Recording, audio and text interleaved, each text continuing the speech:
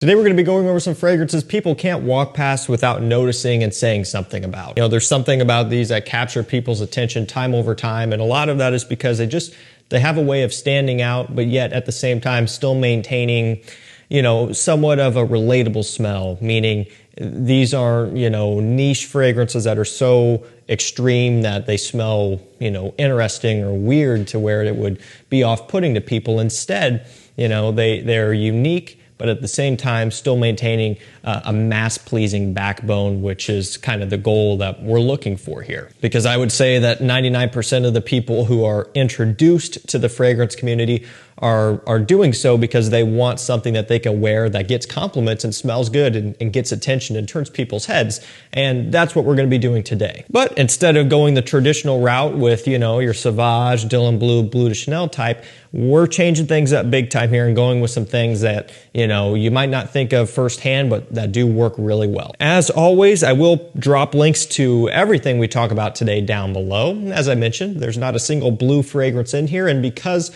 we're heading into fall and it is October now, we're sticking with some sweeter scents across the board here. We're going to get things kicked off with Hugo Boss bottled Elixir. This one has frankincense, patchouli, some cedarwood, and then this beautiful kind of amber accord and some labdanum. But this nice, sweet, smooth amber, this kind of smoky frankincense smell. It has a little bit of a resinous feel, and as I mentioned, a nice cedarwood backbone, giving it a little bit of a masculine touch along with the patchouli, because if you take out the patchouli, the cedarwood, this is going to lean not feminine by any means, but more kind of in the middle, more unisex leaning.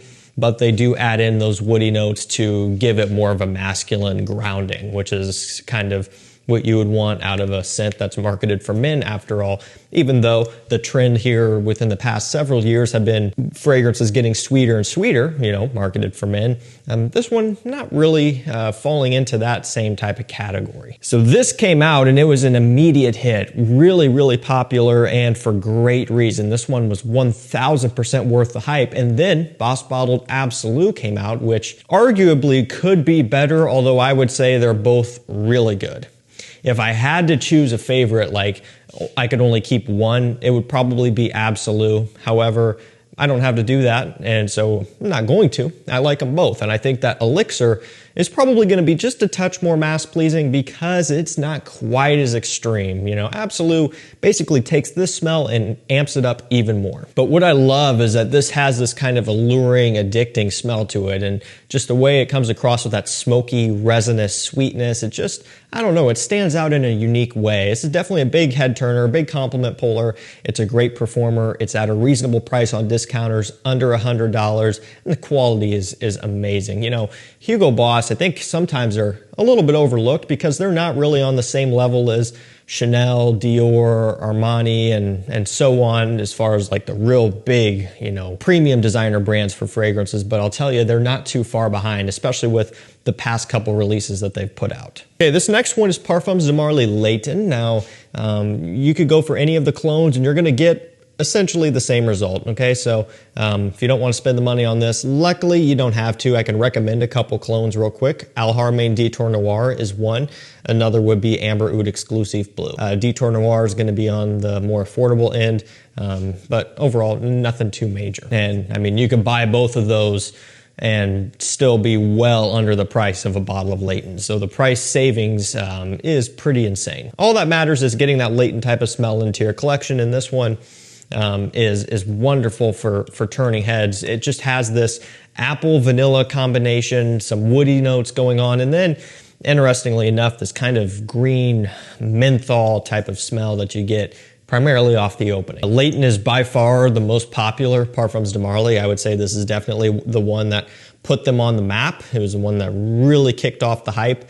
And for great reason. It's amazing. It's a lot of people are going to look at this and go, it's niche designer, you know, it's niche price, but kind of a designer level scent.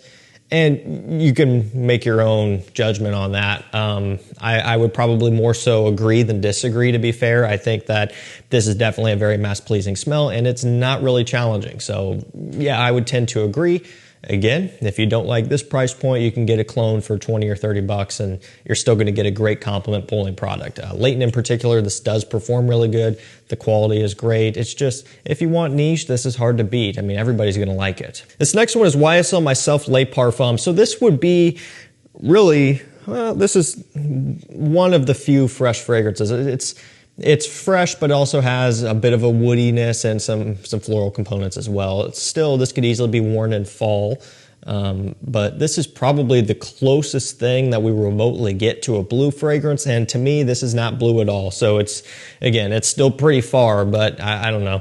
Some people would say that maybe it's close. I don't really think so. It's got the orange blossom. It has this ambro fix note, which is, to me, it's not as simple as an ambroxan. It's more of a fuzzy type of a sweeter note to me. This doesn't have the makings of a blue fragrance, really. It's more of like a sweeter type of bright amber note. There's some patchouli and even some vanilla also that you actually pick up on later on in the dry down. It's not present off the opening. So there is a bit of a sweetness to this one. It's definitely sweeter and more rich than YSL Myslf EDP, which I actually do like, and I didn't really love it at first, and I still prefer the Le Parfum, but I have grown to like the Eau de Parfum more. I've smelled it a few times over the past few months, just here and there, and each time I do spray it, I'm like, man, this is actually really, really good. It's easy to hate on these, but I'm telling you, they simply work. If you just want something reliable, something that's gonna get compliments, that can be worn for any situation, that smells great and performs great, something like Myslf Le Parfum is the ticket. Again, it's so easy to pass up, but I'm telling you, if you just don't want to take any chances, this is it. All right, this next one is going to be a little bit more expensive. You can get testers for a good price. You can shop around and get it for a good price, even full presentation. It's 100 milliliters, so that helps. It's Bond number 9 New Haarlem, one of the few Bond number 9s that, to me, are worth really picking up. This, Bleecker Street, I really, really like these two.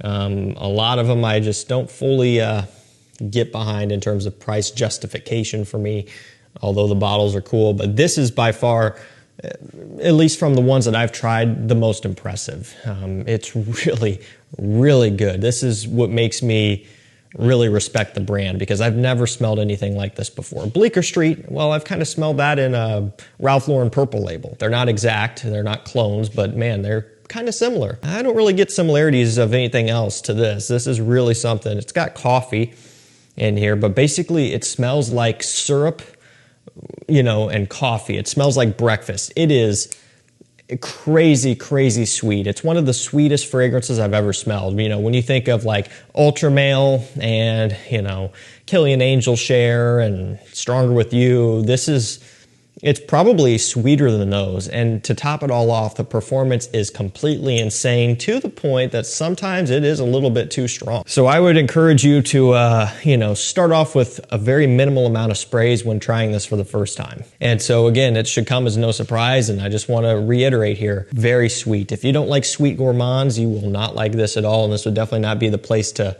figure out if you do. I would start and kind of ease into it with something else. But man, it's so unique. And the fact that this is something you could spray on your skin and wear is crazy, because it really does smell like pancakes with a bunch of syrup and a nice cup of fresh brewed coffee on the side. It just smells like breakfast to me. And it's so weird to say that, and probably makes people, you know, not want to try it because it's, you know, it sounds weird, but wow, it really is something. Beautiful roasted coffee note, kind of a hazelnut type of smell also. It smells amazing. And again, the performance is what everybody's going to love, those of you who chase beast mode scents. This is definitely a head turner, no doubt about it. People are going to want to know about this one. Next one is Gentleman Reserve Privee. I love this stuff. It has the iris, the whiskey, the chestnut. It is wonderful and kind of gourmand compared to the Eau de Parfum, which doesn't really have much of a gourmand tendency. This one does. A bit of a booziness as well. It's a little bit more of a mature take on that DNA, which is warmly welcome. Not that the others were overly youthful, but this one just does take it up to a more premium level. This is affordable. You can get it for as low as $65 for testers, about $85 for full presentation, but it's always going to be under $100 on discounters. And I think for the money, this is just kind of a no-brainer. Again, if you like this type of thing, some iris with some booze, this is it, and it smells great. Yet another great performer. Quality is wonderful. It's hard to pass something like this up. Okay, this next one is Cosmic Pepper by Mancera. This is niche, but it's designer price, so almost doesn't even count when we're talking price point here. This one also is kind of fresh leaning, but very, very peppery, which should come as no surprise, and very spicy as well. Now, it does have this kind of lavender, soapy freshness, but then a ton of pepper going along with it as well.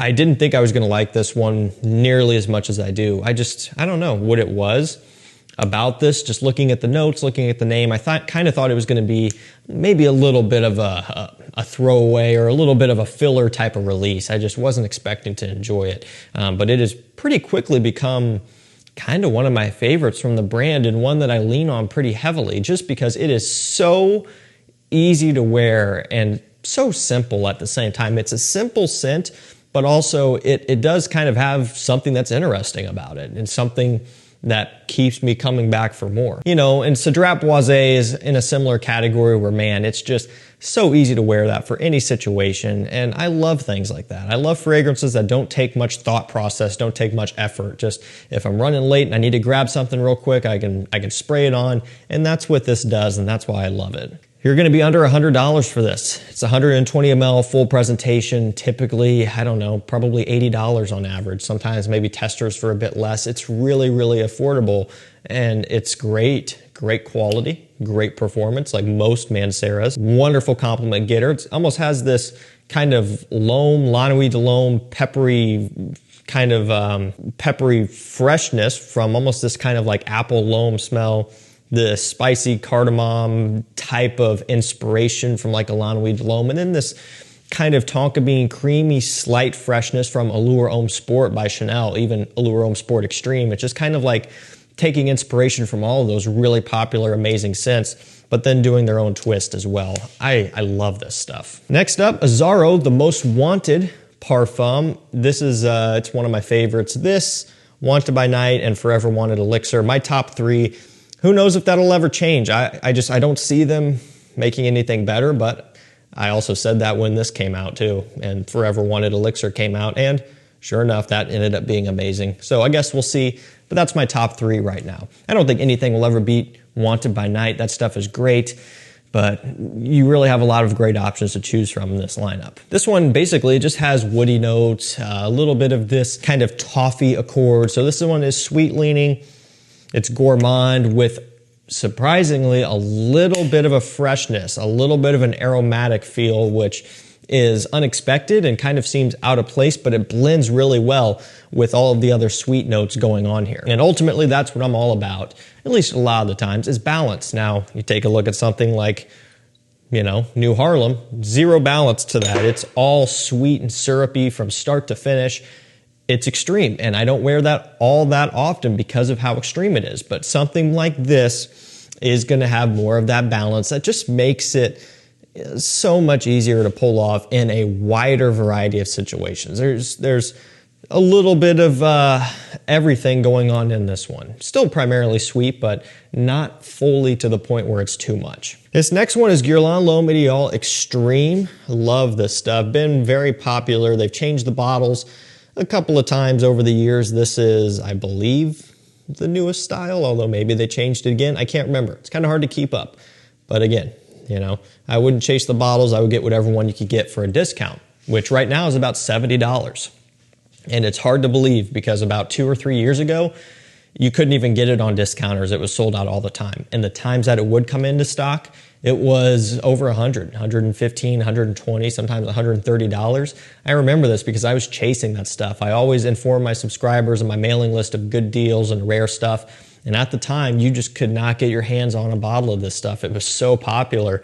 And it's crazy to look at it now, and it's $70. I've seen testers for high 60s. It's just wild. This one has plum, tobacco, and almond. It smells amazing. Such a gentleman's scent. So classy, sophisticated, and premium. It's a big head turner because of how unique it is, while still maintaining a mass-pleasing and kind of relatable smell. It's not too far out there, which is what makes this one so good. Valentino Uomo Intense. I brought out the 50 ml. Man, I didn't even realize how empty it is. It's down to here.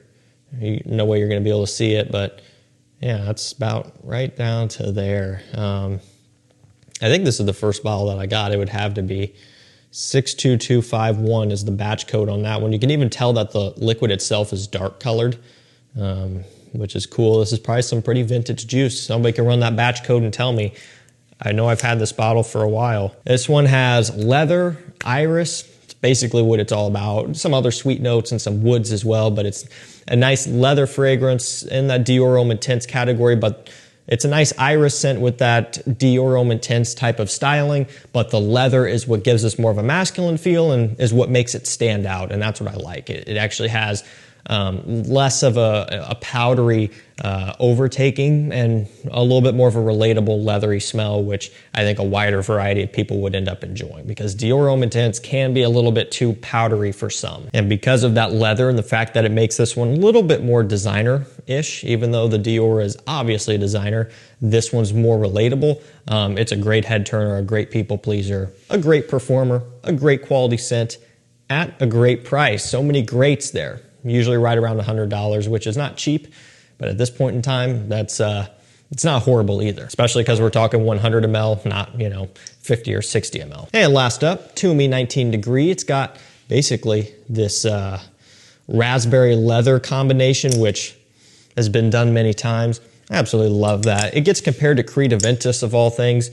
I guess if you really try to think hard about it, there's a little bit of that, but they're still wildly different. I love the raspberry in here. It smells amazing. It's a note that's being used more, but compared to other notes, it's still heavily underutilized, and mixed with leather, it's basically a combination that cannot fail. It's like bread and butter. They just work always, and that's kind of how that does here. It's an extrait, so it is incredibly strong. The retail price is wild, but you can get it on discounters usually for around $80. I think I've even seen it a bit less sometimes. And so really good scent for the price, something different while still maintaining, of course, a people-pleasing smell. Alrighty guys, that's gonna do it for me. I will link everything that we talked about today down below. Thank you so much for watching. Stay safe, stay healthy. We'll see you tomorrow with another one. Take care.